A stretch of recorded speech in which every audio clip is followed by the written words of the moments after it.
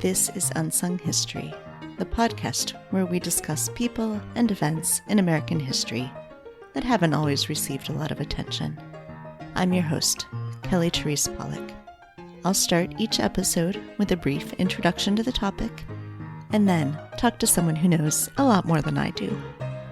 Be sure to subscribe to Unsung History on your favorite podcasting app so you never miss an episode. And please, tell your friends, family, neighbors, colleagues, maybe even strangers to listen to. On this episode, we're going to tell the story of the Oneida community and of one of its most infamous residents. A word of warning, this episode contains a frank discussion of sex and may not be appropriate for all children. Before the American Revolution, in the 1730s and 1740s, the American colonies, along with Britain and Germany, were swept by a religious revival known as the Great Awakening in the American colonies. Evangelical Christian revivalist leaders, like George Whitefield, John Wesley, and Jonathan Edwards, preached a theology of salvation by Jesus via confession of sins and devotion to God. After the American Revolution, a longer Second Great Awakening swept the new country from around 1795 to 1840, featuring massive tent revival meetings. Baptist and Methodist preachers taught about individual salvation and free will, instead of the predestination message of early Calvinism. Tent revivals included not just preaching, but also singing, speaking in tongues, and dancing. Toward the end of the period, in the 1830s, Upper New York State became known as the Burned Over District, with so much spiritual excitement that it almost seemed to catch fire. Presbyterian minister Charles Grandison Finney, now known as the father of modern revivalism, led a ministry in Rochester, New York, that was so influential that apparently religion was the only thing anyone in town could speak of. Taverns were driven out of business. One disciple of Finney was John Humphrey Noyes, who was 20 years old in 1831, when he experienced a religious conversion, influenced by the preaching of Finney. Upon graduating from Dartmouth, Noyes attended Andover Theological Seminary, and then Yale Theological Seminary. Finney preached Christian perfectionism, a belief that humans could conquer sin. Noyes expounded on that, to the point where his own professors called him a heretic. According to Noyes, because he had surrendered his will to God, and thus had a, quote, perfect heart, unquote, anything he did was in fact perfect.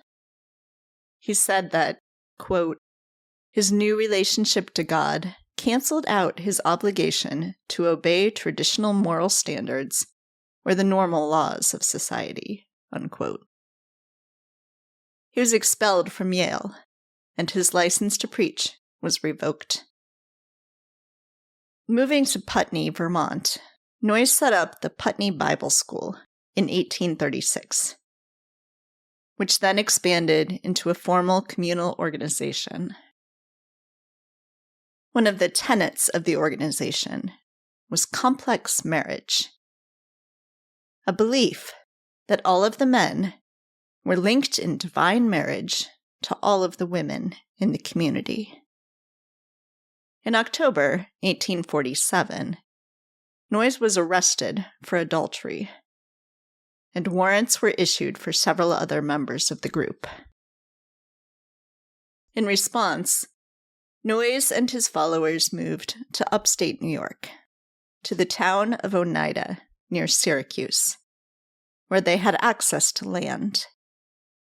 There, Noyes established the Oneida community, which grew to around 300 people. They supported themselves by farming and logging, eventually turning very successfully to industry. One of the members brought to the community a steel trap he had invented, which the community began to produce and sell. The Oneida traps were so successful that the group began to produce other goods, like silverware. We'll return to silverware in a bit. The Oneidan community continued the practice of complex marriage. In addition to more freedom of sexual activity, women in the Oneida community enjoyed other freedoms compared to women in the outside society. For practical purposes, the Oneidan women wore short hair and a bloomer-style outfit with a short dress over pants. Although women still handled many of the domestic duties, they were free to work in other community jobs, and they were active in the business meetings of the community, as well as the religious ones. To ensure that the women were not constantly pregnant, the men practiced continence, stopping themselves from ejaculating. When community members did want to procreate, they would need to be approved by a committee, which matched them on spiritual and moral qualities. Of the 58 resulting children, 9 were fathered by Noyes himself. After age 1, children were raised communally, with no special attachment to their biological parents. And another unique aspect of the community: during general meetings, members of the community would remain silent while being criticized by other members of the community. They may be told of their perceived faults, like egotism, insincerity, or developing too close a relationship with just one member of the opposite sex. The mutual criticism sessions were meant to help the members perfect themselves. One of the more infamous members of the Oneida community was Charles Julius Guiteau, who joined the community in June 1860, when he was just 18 years old. Guiteau worshipped Noyes, but he didn't seem to enjoy his 5 years at Oneida, especially because the women there largely rejected him. Later in his life, on July 2nd, 1881, Guiteau shot President James A. Garfield at a railroad station where Garfield was scheduled to depart for vacation. Guiteau hoped to elevate Vice President Chester A. Arthur. After 11 long weeks, Garfield died, and Arthur became president. Guiteau was tried, and he was hanged on June 30th, 1882. By that time, the Oneida community was no more. Noyes had attempted, unsuccessfully, to pass the reins of leadership to his son, Theodore. The founding members of the community were elderly by this point, and the next generation didn't all agree with the founding principles. The outside community had also had enough of the Oneida community. Noyes learned that he was being charged with statutory rape, and he again fled, this time to Niagara Falls, Canada, in 1879. On Noyes' advice, the community abandoned complex marriage, but they soon disbanded, many of them entering traditional marriages with other community members. Some of the members reorganized as a joint stock company. Over time, Oneida Community Limited sold off its other businesses, like steel traps and silk making, and focused its production on silverware.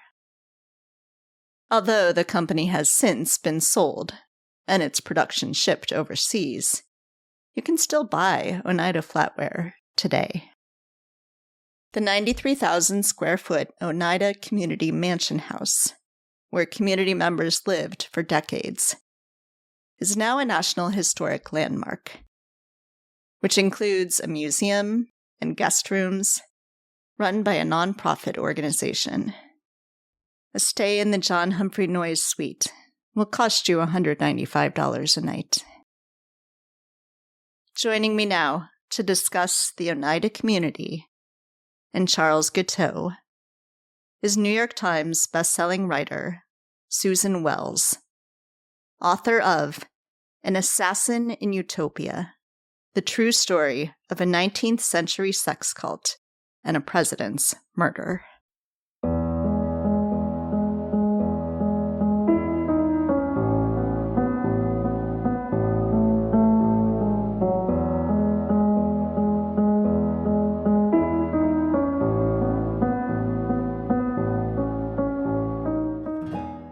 Hi, Susan. Thanks so much for joining me today. Thanks for having me on, Kelly. Yes, I am really excited to talk about this book that you've written. So I want to start by asking why this story, how you got interested in this topic.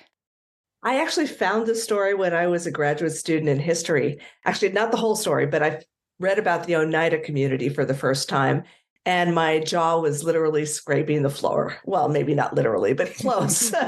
I couldn't believe what they were doing in what we think of as Victorian America. And if they were doing that right now, I think we would all be beyond shocked and appalled. It was really an amazing story. And I thought, since I'm a writer, that I really wanted to write a book at some point about the Oneida community, but I didn't want to write an academic book. I thought if I could find a crime committed by a member of the Oneida community, I would have a story and a way into it, a real human interest angle. But the problem was I couldn't find a crime because despite their what was considered exotic sexual practices, they were also considered pillars of their community and very upright, and they never really reached the boundaries except in the sexual arena. And I was getting very frustrated. And around 2009, the New York Times had put their archives online. And literally as a last-ditch effort, I thought, okay, there was a minute chance that if a crime had been committed in upstate New York, which is where the Oneida community was, that the New York Times would have reported on it. So I literally typed into the search bar, Oneida community crime, and I got an avalanche of hits. I mean, so many that I couldn't even absorb what I was seeing. And when I finally was able to take a breath and read, it was a presidential assassination. And at that point, I realized, number one, I've got a book. And number two, it was a much bigger crime than I ever expected to find. And number three, I had a lot of work in front of me. And it took me 12 years to chase down every aspect of this story. But I enjoyed every minute of it because it's an incredible story. So tell me about the process of chasing those down. Like, were you looking at newspapers? What are the sources here that we have on these? Well, the first thing I did was I went to the Oneida community. I flew to upstate New York. I went to Syracuse University, which is where the Oneida community archives are. And I went through them and I found a lot of letters and information that really I don't think anybody has used before. The trial reports, because of course the assassin, Charles Guiteau, former member of the Oneida community, was hanged in 1882. And so the transcripts from the trial were invaluable, thousands and thousands of pages of them. And then I also went to the Library of Congress. I found some incredible stuff about Garfield's assassination sources that nobody had used before. And as more and more stuff came up online, I was able to really mine those. And I really, especially the newspapers, as the newspaper archives from very small community newspapers went online from the 19th century, I was able to really track down aspects of this story that have never been reported on. Yeah. I've been really fascinated talking to historians recently about the more and more newspapers come online. It's amazing what that opens up. Absolutely. So I want to talk a little bit about the story and your storytelling, because, you could have written a straightforward, like, history of Oneida. You could have written a straightforward, like, this is Charles Guiteau. There's lots of ways that this could have happened. And you weave together all these different parts of the story. And there must be things that you had to choose to leave out because, space and storytelling. And, so how did you make those decisions about, like, which rabbit holes to go down, which paths to, which ones were vital to the story, which ones were really fascinating? What's that process look like for you? It actually took me an entire year to plot this book. But the driving factor was, in the course of my research, I found these incredible connections between very famous people. And I couldn't resist going down those paths and sort of telling those stories, because we're never told these stories. They're not part of the educational system. We don't really learn about antebellum America. That was just this fertile ground of experimentation and total craziness. So connections like the founder of the Oneida community is a man named John Humphrey Noyes. His first cousin was Rutherford B. Hayes, President of the United States. I'm writing a presidential history in a way because I'm writing about a presidential assassination. So I had to go down the rabbit hole of Rutherford B. Hayes. And lo and behold, what did I find?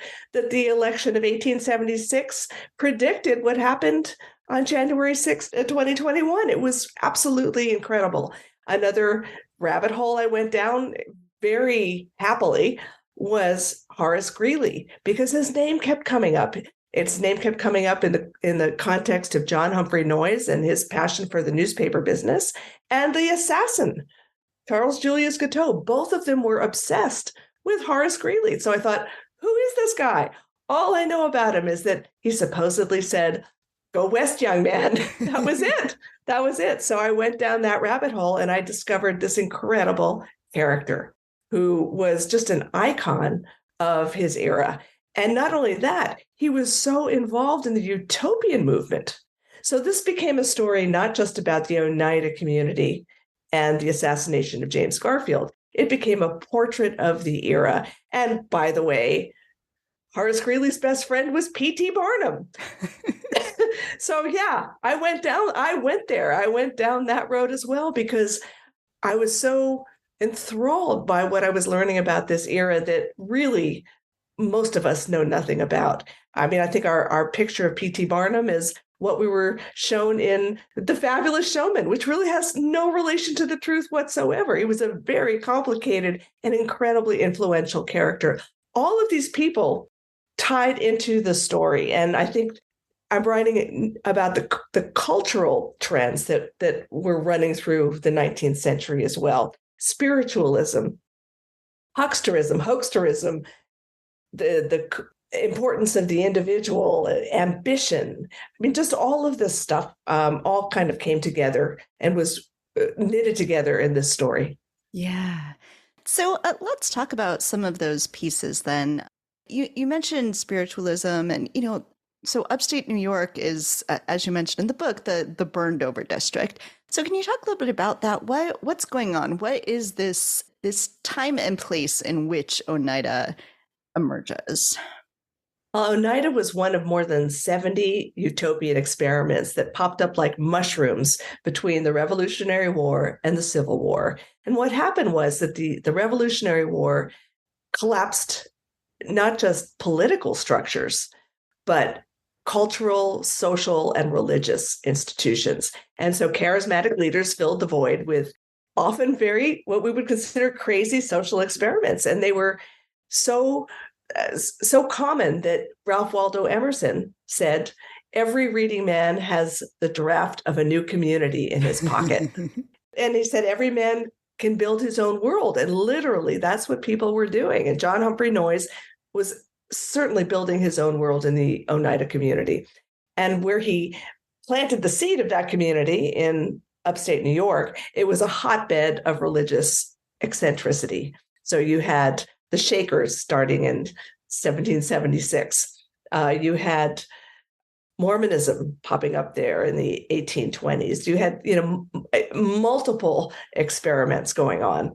And it was just a hotbed of all kinds of new ideas. It was like maybe Berkeley in the 1960s. It's really kind of the only thing I can compare it to, that spirit of experimentation and social ferment that gave rise to these experiments. It was incredibly active between the Revolutionary and Civil Wars. So I think we need to help people understand like just how out there Oneida is. Maybe not, compared to all these other things that are also popping up, but not what people would expect of the 19th century. So, on the one hand, it's a place that gives women a lot of power, and it empowers them to a certain extent, at least. They don't have to meet the sort of standards of the time. But on the other hand, it's got some interesting sex things going on. So let's talk about this. Like, what is this community? There's lots of Utopia and planned communities, but like, what is this one, and what is it all about? What this community is all about, essentially, is the weird psychology of John Humphrey Noyes, the founder, who literally in his youth was so absolutely terrified of women that he couldn't even go into a room where he didn't know all the women there. He said he would rather be in front of cannon than going into a room where he was unacquainted with the women. He was incredibly shy and incredibly self-conscious and was so afraid of being judged. And in the spirit of the times, which was singularity, he created a world where he basically was beyond judgment, because he said he was God's messenger on earth. He had access to any woman that he wanted, and he controlled the sexual lives of all of his followers. And sex in the Oneida community was the highest form of worship. This was all within a Christian context, what they talked about as primitive Christianity. But it was Christianity as interpreted very bizarrely by John Humphrey Noyes, who believed that everything that they were doing in the Oneida community, they were also doing in heaven. So it was a miniature of the kingdom of heaven on earth. And that included group marriage. So every man was married to every woman in the community.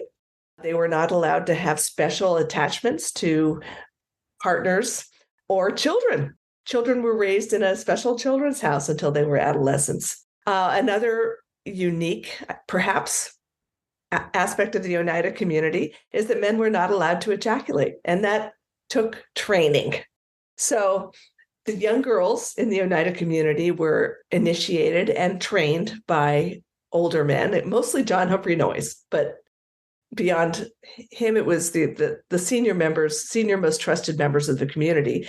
And boys were trained by women past menopause. So it was definitely a different kind of place. And by the way, John Humphrey Noyes also literally invented the term free love. He was the first person to use it. But love in the Oneida community was not free, because you had to follow his rules.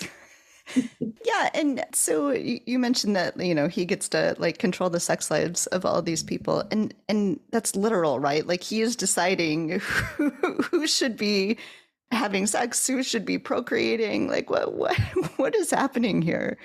Yeah, he literally did. And in fact, his son mentioned that was the source of his power. That control over people's sexual lives was how he controlled the community. And he was very effective at it. And one other thing about the Oneida community, that it was the first eugenics experiment in the United States in the late 1860s and the 1860s and 1870s.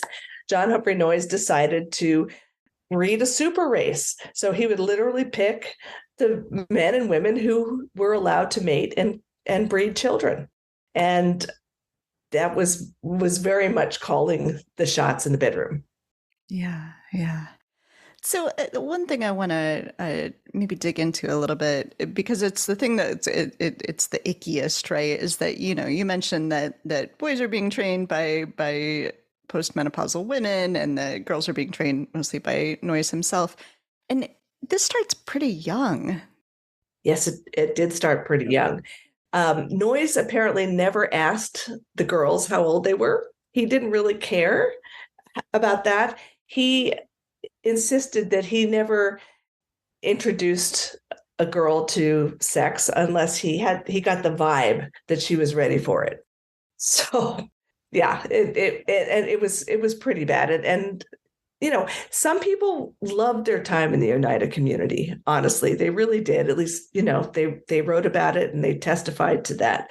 But some people had an absolutely horrible experience, and I was able to find some of that testimony as well. Yeah. Another interesting piece of this, of course, is that they were a tourist attraction. So people are just like showing up, like, let's see what these crazy people are up to. Did they encourage that? Like, what did that look like?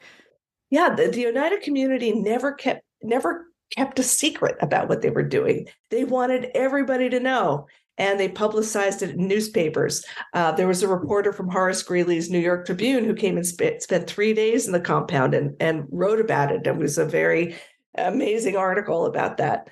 They would invite the public to come in the summertime on fine days, strawberry season. They would be invited to come for strawberries and cream and beer and concerts and all of this. And in the 1860s, more than 50,000 people went to the Oneida community. So many that by the 1870s, the railroad company created a special spur to the community mansion house at a stop called Community.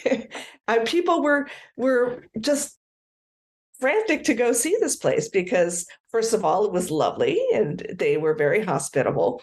But they also kind of wink, knew what was going on, and they were kind of peeking around the corners. But there were so many that they had to post rules about no graffiti, don't trample the flowers, don't look in people's bedrooms. I mean, it was a serious tourist attraction. Yeah. And so then Guiteau, of course, as we've mentioned, is one of the people who is at Oneida. And he seems like, you're mentioning some people had good experiences, some people did not. He did not have a good experience there. Can you talk a little bit about what drove him to go there and the way that the community maybe didn't work for him?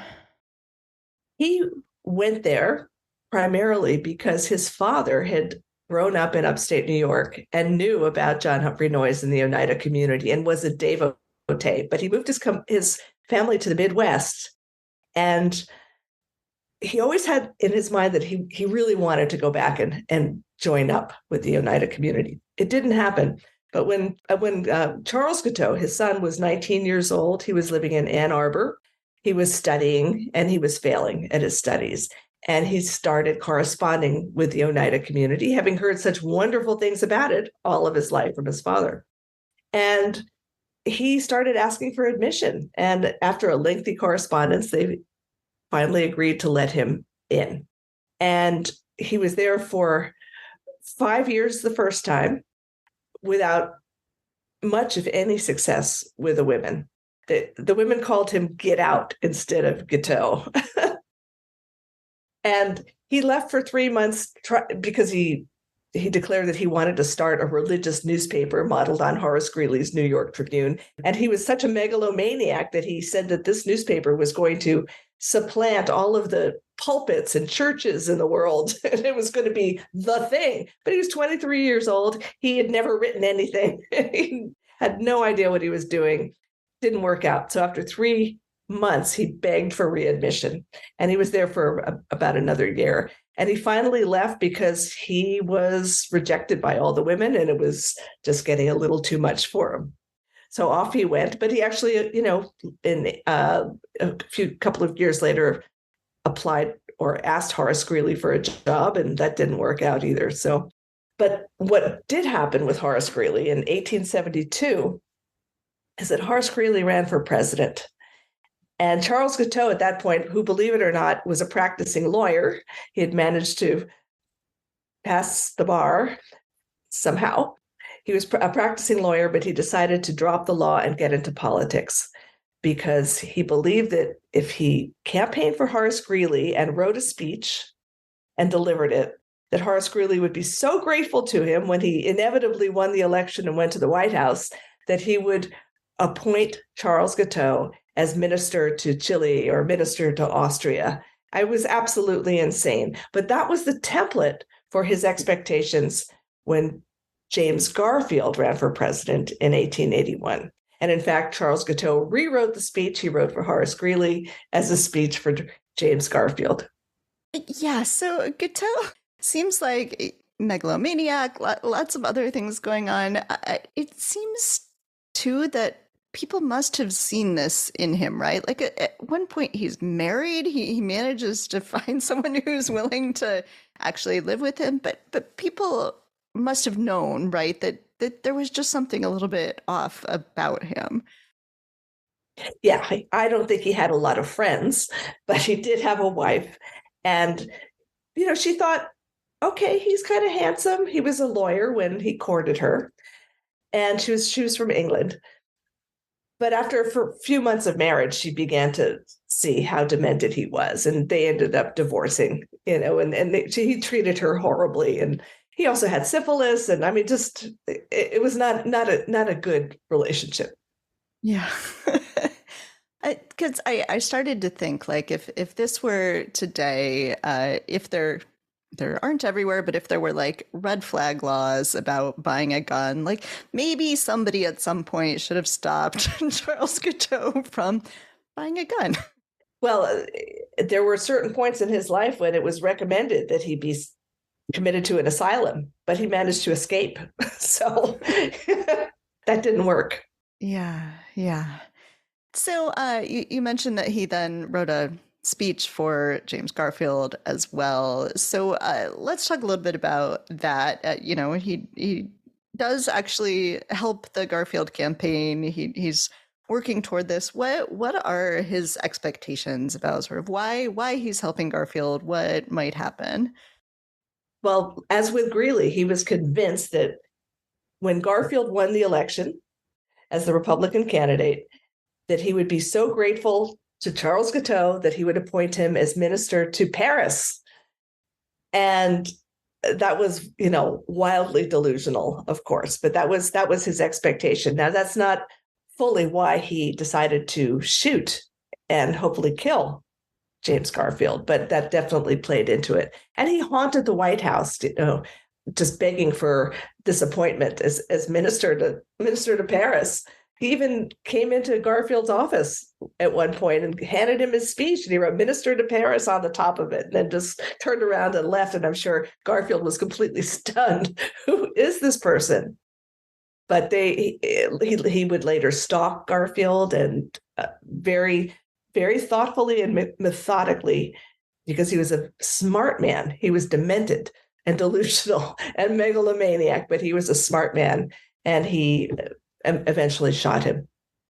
I want to come back to your writing style and the way that you put books together, because I noticed that you're also an editor, and so I wonder what that interplay is like as a writer. Like, do you think about with an editor hat on as you're writing? What does that look like for you? I found it actually really helpful to have two heads, the writer head and the editor head. And I write as a writer, but then I reread and edit as an editor. So that by time I actually turn a manuscript into the publisher, it's in extremely good shape, and they rarely do much of anything to it. So yeah, it's a very nice duo to have in my pocket. I noticed too that you have undergrad degrees in, I think, English and journalism, and then masters in history. Does that inform your writing style as well, that you have both that, sort of storytelling side of it, but then, the history archival research piece as well? Absolutely. As a journalist, what I love is writing about things I know nothing about, and then developing enough expertise so that I can tell other people about it. And that's the way I approach history. I did graduate school in history. I know what academic history is like, and that's not what I like to write. I like to write kind of a journalistic form of history where I'm just bringing the reader in and making it vivid. I was a magazine journalist, so that's the approach and the style that I like of really plunking the reader into the 19th century and making it as vivid and intimate as I possibly can, so that they really feel like what it was like to be there. Yeah, it works. I really, and I found myself, it's cliche to say like reads like a novel, but it very much is the kind of thing you're like, and ooh, let's see where this rabbit hole goes, and ooh, how, that's so interesting. Yeah, and what I love about history more than anything is that you can't make this stuff up. Yeah. I mean, the what happened in the real world. Some of these stories that I tell in the book, if I were a novelist and I presented this, I don't think anybody would believe it or buy it. I mean, it's true. It's all true. Yeah. So I want to ask about Titanic because I have an 8-year-old who loves Titanic and promised him that I would ask about that as well. So you wrote a book, it's been a while now, but a book about Titanic. Can you talk just a little bit about that and then, sort of how the Titanic story keeps living on? Yeah, that was really an incredible experience. That was back in 1997. I wrote a book about the Titanic, bringing the story up to date. I was contacted about it by the chief counsel of RMST Inc., which is the company that owns the rights to the Titanic, because they were the first to go out there and actually recover an artifact from the wreck. In any case, they had been doing expeditions out there and they had been recovering objects. And so the story of the Titanic had expanded beyond what had been written about before. I was also the first woman to write about the history of the Titanic. And I also took this journalistic approach so that I really relied very deeply on survivor accounts. And I wanted to tell the story of the whole context of what the Titanic represented in terms of technology and culturally, and then what happened after it sank, all of the efforts to find it and all of the theories and all of that. Anyway, it came out in October 1997. James Cameron's movie came out in December. And I remember going to the movie theater the first day it opened in San Francisco and being absolutely transfixed and having been immersed in the story for, many months, knowing that it was about 95% accurate. And I literally could feel the thunder under my feet. I thought, oh my goodness, this is going to be huge. And yes, there was a stampede from the movie theaters into the bookstores. And my book ended up on the New York Times bestseller list for 14 weeks. And then I was invited out on the 1998 expedition as the correspondent, which was perhaps the peak moment of my life. I was out there on the Titanic site for 6 weeks. I was ready to dive, but we got hit by a hurricane, so we had to evacuate it at the end. But it was just a tremendous experience. And I think this is the 25th anniversary of the Titanic movie. So I think there's going to be a lot of attention. There's a re-release of the film. There's definitely going to be a TitanicCon in Las Vegas in August, and I will be there. But after I had this experience, I was thinking, what is it about the Titanic that really just grabs people so much? And I was thinking about what happened after Princess Diana died and how that event also the whole world was grieving in a way that doesn't happen for everybody. And I think with the Titanic, it was a story and it was a ship where every class of person could relate. Every class of person was on that ship, and they were all just filled with dreams about where they were going and the opportunities of the future and just the wonders of possibility. And then the ship sank, and it was just this horrible tragedy that touched everybody. And when Princess Diana died, I think also she was an icon who everybody related to. And so everybody felt her loss in a very deep way. So that's sort of the way I see it. Yeah. It's not quite certain why my 8-year-old is so obsessed, but he can tell you how many types of cheese were on the boat. Like he just... He's a rivet counter. That's what we call those guys. Aha, now I have a name for him. Can you tell listeners how they can get a copy of An Assassin in Utopia? Yes, you can get An Assassin in Utopia hopefully at your local bookstore. Failing that, any online booksellers, including Amazon. It's an incredible read. I definitely encourage people to go get it. Well, Susan, thank you so much. This was it was really fun to talk to you, and I'm glad to have gotten to read this book. Thank you so much for having me on.